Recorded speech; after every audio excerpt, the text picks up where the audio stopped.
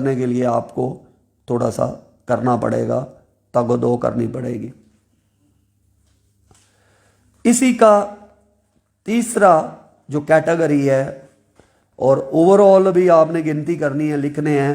Overall ये 9वीं है, क्योंकि अगर ये आए कि सारी लिखो तो आपको पता हो कि ये टोटल कितनी है, और अगर आपको सेट बना के कहे तो वो आपको पता हो, और तीसरा सारा। तो ये है अनसाउंड माइंड।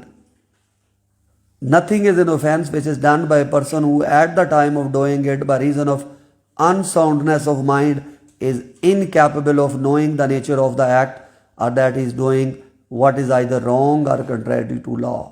ये 400 जो 64 और 469 वगैरह आपने पढ़ा था, ये वो है, ये जो उसके अंदर कि एट दैट टाइम, वो जो 69 नहीं, उसके 69 जो आपको बताया था कि एट दैट टाइम ये पता चल गया कि वो अनसाउंड माइंड है, तो बरी तो उसने होना ही है।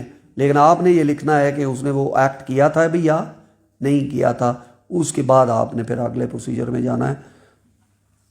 तो ये आपकी ये वाला सेट,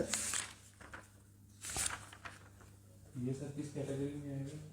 चाइल्ड वाली? ये हाँ, ये एब्सोल्यूट एंड रिबाटेबल हैं।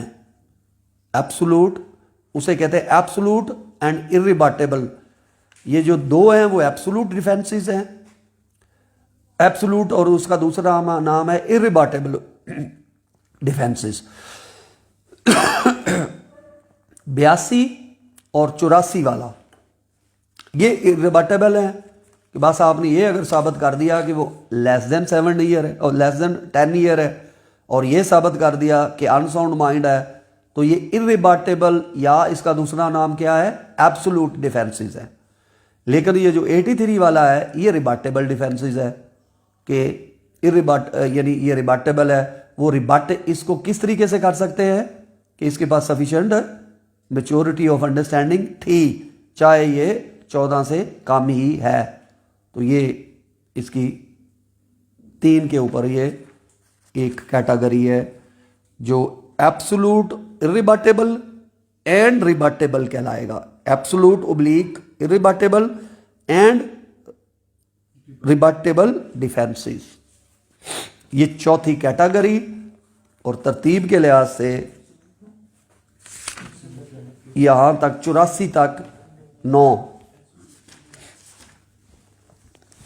5वीं कैटेगरी सेट के हिसाब से अगेंस्ट विल है 85-86, अगेंस्ट विल। और ओवरऑल 10वीं,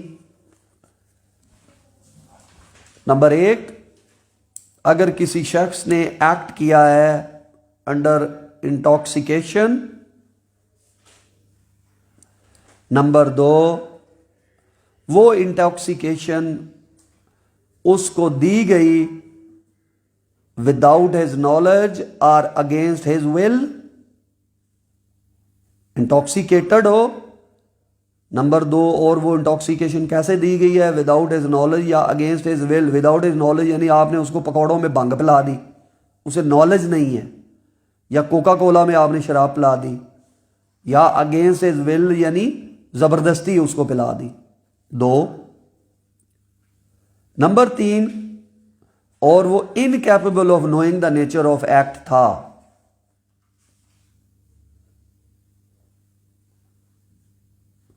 तब वो कोई जुर्म नहीं है। बाज होते हैं ना, इंटॉक्सिकेशन में हूं भी तो वो बड़े सारा पता होता है। तो ये फिर तीसरी है कि incapable of knowing the nature, ये आप बात साबित करेंगे तो फिर वो कोई नहीं है। तो ये 3 जब आप लिख ले, यही है छोटे से। अगर आपने लिखना है, आपको कहा जाए 85 बोले, तो मैं 85 आपका ये नहीं लिखूंगा यहाँ पे, मैं लिखूंगा according to 85 there is no offence if a person who has been intoxicated and that intoxication was given without his knowledge or against his will and he was incapable of knowing the nature of his act. If he has done in that intoxication any offense, then according to 85 he has committed no offense. बस ये word लिखना है, ये आपका 85 पूरा है। ये नहीं है कि आप रात को बैठे हो सिर आके, nothing is offence which is done by a person who at the time of doing it is comma by reason of intoxication comma incapable of, ये वो करेंगे तो सारी ज़िंदगी इसी में रहेंगे। ये 3 निकालने खूबसूरती से मैंने निकाल के उसको ही लिख दिया है, सिंपल सी अंग्रेजी में लिख दिया है, ये आपका पूरा हो गया। और 86 उसकी वजाहत है, नई नहीं है। वजाहत इसकी यह है कि अगर उसके नॉलेज से और उसकी विल के साथ लिया है फिर वो उसी तरह ही उसे जुर्म मिलेगी जैसे उसने खुद किया है। यानी खुद ही वो बाज़ लोग होते हैं ना, बाज़ जो झूठे बदमाश होते हैं ना, उनको कर्ज के लिए शराब की ज़रूरत होती है। इस शराब के बारे में यही कहते हैं कि आपका इनर बाहर आ जाता है थोड़ा सा। तो ये लोग किसी को काम करवाने के लिए ना, जो फुकरे बदमाश और इस तरह के हों, उनको शराब पिलाते हैं। शराब पिलाएंगे तो वो अपने आप को बड़ा बहादुर समझना शुरू हो जाते हैं, तो वो फिर जुर्म करते हैं, लड़ते भिड़ते हैं।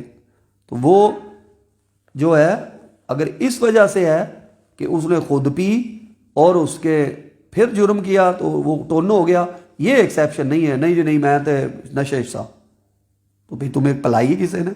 इसलिए नशे में जो जुर्म करते पकड़े जाते हैं, पहले वो पकड़े गए हैं उसी के ऊपर ही है, फिर वो अपना बताएंगे। वो कैसे बताएंगे, कैसे साबित करेंगे कि मुझे उसने पिलाई है और उसने ज़बरदस्ती पिलाई है। पहले तो वही है भाई, तुमने जुर्म भी किया है, साथ नशा भी किया हुआ है, 2 जुर्म हो गए, नशा भी किया है और तुमने ये जुर्म भी किया है। वो अंदर रहेंगे। वो बाद की बात है कि वो फिर उनके पास डिफेंस होगा तो वो देंगे, वो कहेंगे अच्छा दे लेना डिफेंस बाद में कि ये तुम्हें पिलाई गई है। वो मेरी एक स्टूडेंट थी, तो वो मुझे एक दफ़ा मैं पढ़ा रहा था तो वो हंसनी शुरू होगी। मैंने क्या हुआ, कहती ना वो हमने ना वो यही पे कहती मैंने ना एक 2 बहनों ने, हमारे एक इकलौता भाई है, तो हमने खेतों में गया तो हमें किसी ने बताया ये भाग वाले पकौड़े जो होते हैं ये बड़ा ख़तरनाक होते हैं, तो इसके पकौड़े पत्ते डाले ना तो लजीज भी बनते हैं और नशा भी बड़ा होता है। तो कहते हैं भाई हमने ना अपने बना के ना अपने भाई को खिला दिया। तो कहता है भाई को पता नहीं क्या हो गया, उसने हमें लकड़ी के वो पकड़ ली और लाठी हमें बहुत मारा उसने, 2-3 को ही। वो वालदैन आए तो वो हमें उन्होंने मार मार के सुझा दिया। कहते हैं हुआ क्या है, तो वो क्या वालदैन को गाँव को कहता जी हमने उन्हें बताया कि हमने से भाग वाले पकौड़े पिलाए हैं। तो उसकी वो बाद में सो गया, उठा तो उसे कहा क्यों तुमने मारा है। कहता मुझे लग ही रहा था घर में कोई बहुत बड़े दहशतगर्द और दुश्मन घुस आए हैं, तो मैंने तो जो चीज़ पकड़ी है इनको मार मार के मैंने भगा दिया था। वो कहता उन्होंने नहीं पा रही याद या बहनों मारे वो पैया ने होते बिस्तर थे। तो वो हंसने शुरू हो गई, कहती कि ये इतना ख़तरनाक है, हमें नहीं पता था इतना ख़तरनाक नशा होता है। तो ये 5वीं कैटेगरी। 6ठी कंसेंट के रिलेटेड, ये 87 से 92 कुल 4 सेक्शन है। कंसेंट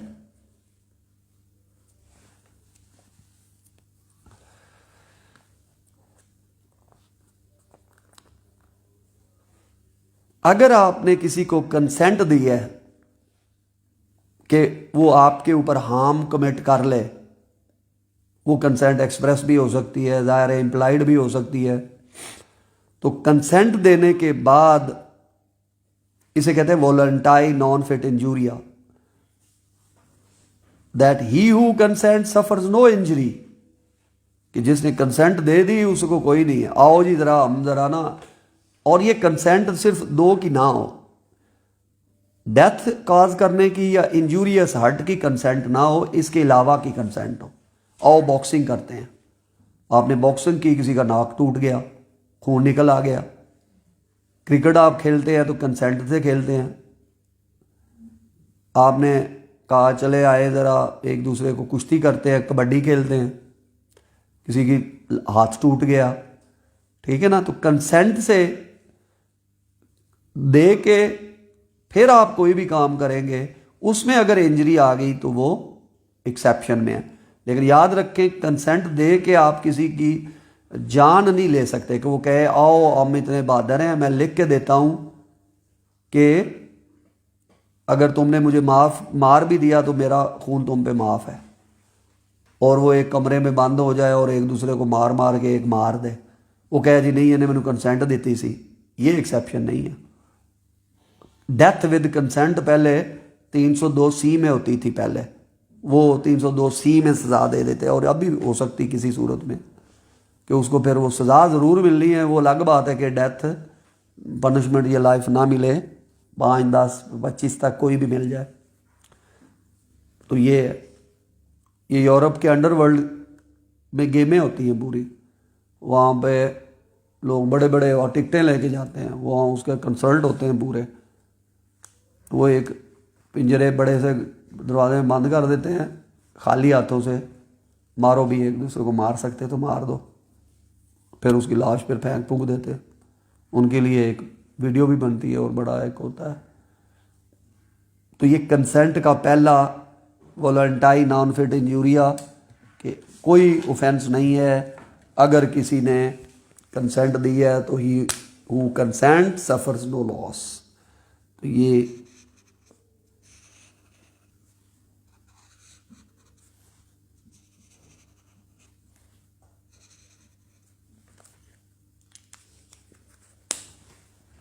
दूसरा, अब यहां वो खुद कंसेंट दे रहा है। 86 में 3 इंग्रेडिएंट, 4 याद रख लें। 87 ये 87 है, 88 आप याद रख लें।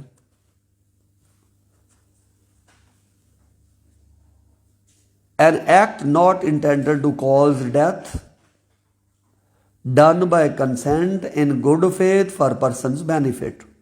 4 आपने देखने हैं। नंबर 1 आप ये बना लें कि किसी ने कोई काम किया किसी के बेनिफिट के लिए, फॉर पर यानी किसी के बेनिफिट के लिए।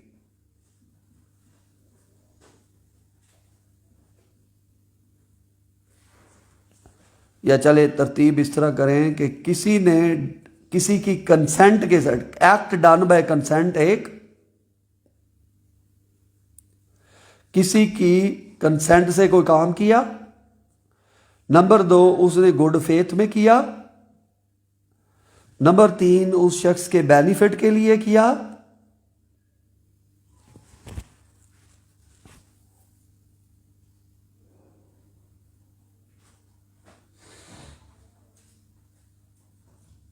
और चौथा, उसके अंदर उसकी जान लेने की उसकी कोई इंटेंशन नहीं थी।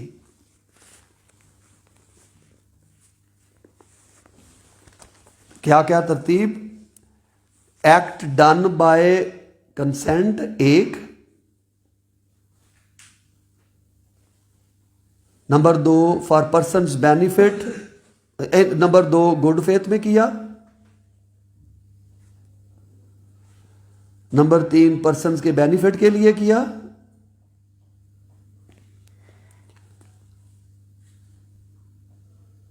और इसके अंदर उसकी ये जान लेने की नहीं थी, इंटेंडेड टू कॉज डेथ नहीं थी, इंटेंशन टू कॉज डेथ नहीं थी। जिस तरह आप डॉक्टर के पास गए, आपने कंसेंट दी मेरा ऑपरेशन करो, क्लियर होगी? उसने क्या किया? आपने पहले कंसेंट दी। नंबर 2 उसने गुड फेथ में आपको एनेस्थीसिया दे दिया, ऑपरेट कर दिया। उसका मकसद था आपके बेनिफिट के लिए काम करे, आपका वो ऑपरेशन करे दिमाग का या जो भी है दिल का, और जाहिर है उसकी इंटेंशन डेथ कॉज करने की नहीं थी। ऑपरेशन गलत हो गया, आप मर गए, he has committed no offence. तो 4 इंग्रेडिएंट क्या आपने कहे कि एक्ट हो डन बाय कंसेंट। नंबर 2 उसने गुड फेथ में किया, और गुड फेथ का पीछे क्या मतलब था? गुड फेथ में क्या होता है? हाँ, असल ये है, ये नहीं है कि वो गुड, यही तो चीज़ें हैं कि एक लफ्ज़ पीछे देखेंगे आप कहेंगे ये पागल। जब आप मूवी वेख रहा सी ते नाल नाल कर रहा सी, ऑपरेशन कर रहा सी। एक गुड फेथ में किधर से आ गया? एक ड्यू केयर एंड कॉशन तो है ही नहीं थी उसमें। और फिर आप कहेंगे इसने मुझे बेनिफिट के लिए, अपने बेनिफिट के लिए किया, मेरा बेनिफिट ही नहीं था, ये जान के इसने। और नंबर 4, अब वो बंदा मर गया, he has committed no offence. तो ये मैं आपको जो इंग्रेडिएंट बनाता हूँ इसको पकड़ा करें, इनको आप लिखेंगे तो वो पूरा हो जाएगा। ये दूसरी। अब यहां पे जिस बंदे का ऑपरेशन था ना, वो इंटेंशन, वो दे रहा था कंसेंट। अब आए दूसरा। अब यहां भी कंसेंट है, लेकिन कंसेंट बाय गार्डियन है। अब यहां पे देखें, इंग्रेडिएंट निकालें। अब act done by A guardians consent है, एक्ट डन बाय और बाय गार्डियन कंसेंट एक, ठीक है। नंबर 2 इसमें क्या है? फिर उसी तरह ही है, गुड फेथ में है। उसी तरह बेनिफिट ऑफ चाइल्ड के लिए है। ये क्या आंसर हो गया? तीसरा। वो बेनिफिट ऑफ चाइल्ड जहां लिखे ना है ना, चाइल्ड या अनसाउंड माइंड, ये दोनों लिख देने, चाइल्ड या अनसाउंड माइंड।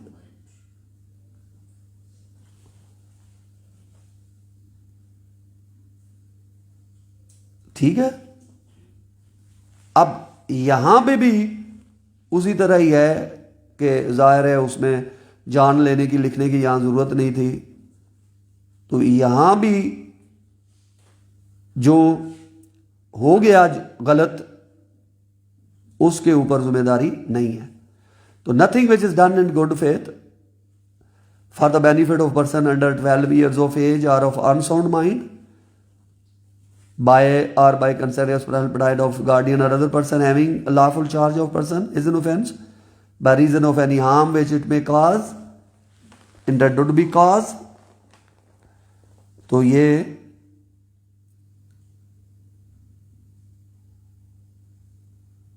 ये विदाउट नॉलेज भी आगे आ जाएगा। वो क्या है? Without knowledge, knows to be likely, knowledge नहीं था, और ना ही ग्रीवस हर्ट का उनका था। तो ये आगे उसकी एक्सप्लेन, मेन ये चीज है। तो पिछले का इसके साथ क्या फर्क है कि यहां गार्डियन दे रहा है। अब यहां पे थोड़ी सी गार्डियन भी दे रहा है, और गार्डियन खुद भी अगर कर ले, तो मैं बता रहा हूं कि ये मिसाल तो मैंने डॉक्टर और उसकी दी थी ना, वो हर जगह अप्लाई होना है। अब आपने वो जो डॉक्टर की ऑपरेशन की जो मैंने बात की थी, उसके अंदर आप जंगल में हैं, आपको लगा कि इसको सांप ने काट लिया है, ठीक है ना, उसने आपको कंसेंट दी, यार ये ऊपर चीरा लगा दो, हमने सुना हुआ है कि जहर निकल जाता है। उसने चीरा लगाया, वो मेन नाड़ वो काट बैठा, जो वेन है उससे वो मारी गया। तो ये भी उसका पहले की तरह ही है कि उसकी कंसेंट से उसने किया है, और उसके बेनिफिट के लिए किया है, और गुड फेथ में किया है, और उसकी इंटेंशन उसे मारने की नहीं थी, मर गया। इसी तरह यहां भी है, उसका गार्डियन है, गार्डियन कोई भी हो सकता है, चचा, मामा, ताया है, उसको लगा इसको ये सांप ने काट लिया, उसने खुद ये किया या किसी को कहा और डॉक्टर ने किया। समझ गया है ना? ये दोनों इसमें आते। इसी का 91 वो एलेबोरेशन है जो 87-88 में उन्होंने कहा है कि जिसके अंदर लाइकली टू काज आ जाए, फिर नहीं है, ज़ाहिर इंटेंशन या लाइकली कॉज नहीं है। अब यहां 92 में पहले आप तरतीब देखें, पहले वो खुद कंसेंट दे रहा है, समझ गया ना? पहले में क्या था, इसी कंसेंट के बारे में 87 में कहाँ से शुरू होता है? 87 में, ठीक है, जो कंसेंट से किया जाए उसकी कंसेंट से किया।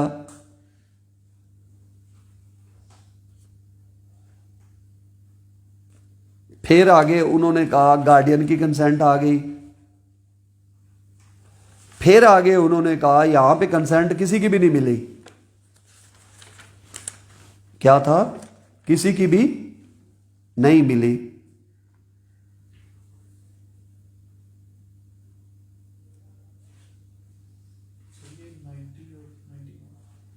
नहीं, वो मैं बताया ना कि वो उसकी एक्सप्लेनेशंस में आ जाएगा, है नहीं।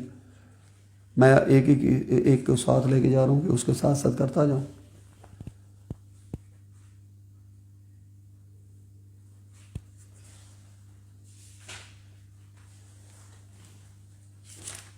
अब क्या है? सिचुएशन ऐसी है, number 1, act done in good faith 1, benefit of that person 2, और नंबर 3 यहां किसी की भी कंसेंट नहीं है, विदाउट कंसेंट है। आप समझ गए ना? जिसको आपने, अब आप दोस्त हैं, गार्डियन भी नहीं है, अब आप जंगल में जा रहे हैं, वही एक सिचुएशन राइज होगी, सामने काट लिया, अब ना कोई हॉस्पिटल है ना ही कुछ है, वो कंसेंट दे नहीं सकता, उसका गार्डियन वहां है नहीं, आप गार्डियन भी नहीं है लेकिन आप उसके दोस्त हैं, लेकिन आप गुड फेथ में कर रहे हैं 1, नंबर 2 उसके बेनिफिट के लिए कर रहे हैं 2, और नंबर 3 उसकी विदाउट एनी कंसेंट कर रहे हैं। समझ गए ना? अब आपने उसको वही काम किया और उससे मर गया, कोई ऑफेंस नहीं। इसकी एक मिसाल जो बहुत आम है वो ये है, एक्सीडेंटल केस आते हैं हॉस्पिटल में, वो खुद बेहोश होते हैं, उनके लवाहिकीन का पता नहीं होता, गार्डियन लवाहिकीन का ना पता होता है या ना टाइम होता है उनसे कंसल्ट करने का। समझ गए ना? तो वो क्या करते हैं, डॉक्टर उनका ऑपरेशन कर देते हैं। आमतौर पे तो नहीं करते इस वजह से कि डरते हैं, लेकिन अगर वो ऑपरेशन करे भी और वो मर जाए तो they have committed no offence, किसी की कंसेंट नहीं। यहां पे क्या 3 इंग्रेडिएंट क्या है? Good faith, benefit of a person, without the consent of any person. तो ये तरतीब देके आहिस्ता आहिस्ता वो ला रहे हैं यहां भी। तो ये कंसेंट के रिलेटेड जो एक्शन है आपके 87, जहां वो खुद कंसेंट दे रहा है, वो खुद कंसेंट दे रहा है कि आ जाओ भाई, यहां डेथ और ग्रीवस हर्ट के अलावा खुद कंसेंट दे, जो मर्जी कर लो। 88 में 4 इंग्रेडिएंट हैं कि एक्ट किसी ने डन किया है, किसी और ने,